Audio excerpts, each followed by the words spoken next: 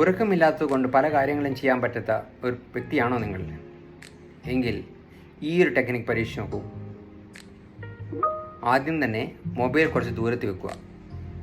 പിന്നീട് നിങ്ങൾ കിടക്കാൻ പോകുന്ന സ്ഥലത്ത് പോയി നന്നായി നിവർന്ന് കിടക്കുക. നന്നായി ശ്വാസം എടുത്തുകൊണ്ട് പുറത്തേക്ക് വിടുക.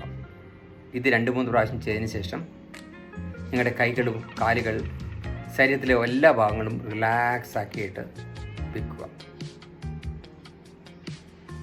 ഇപ്പോൾ തന്നെ മനസ്സ് കൂടുതൽ ഏകാഗ്രമായി ഒരു ഏരിയയിലേക്ക് കോൺസെൻട്രേറ്റ് ചെയ്യാൻ പറ്റും.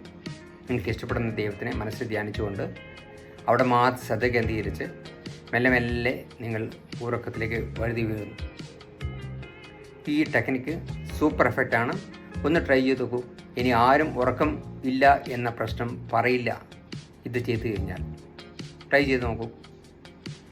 മെയിൻ കാരണം നമ്മുടെ മൊബൈൽ യൂസേജ്, വൈകുന്നേരമുള്ള കഫീൻ പാനീയങ്ങൾ, പിന്നെ ജോലി സമ്മർദ്ദം, പിന്നെ എപ്പോഴെങ്കിലുമുള്ള ഉറക്കം, ഇതൊക്കെ മാറ്റിയിട്ട് ഇതിനുള്ള പരിഹാരമാണ് ഞാൻ പറയുന്നത്. ഉറക്കത്തിന് സ്ഥിരമായൊരു സമയം പാലിക്കുക. ഉറക്കത്തിന് മുമ്പ് കഴിയുന്നതും സ്ക്രീൻ ഉപയോഗം, ഞാൻ പറഞ്ഞു വരുന്ന മൊബൈൽ കുറയ്ക്കുക.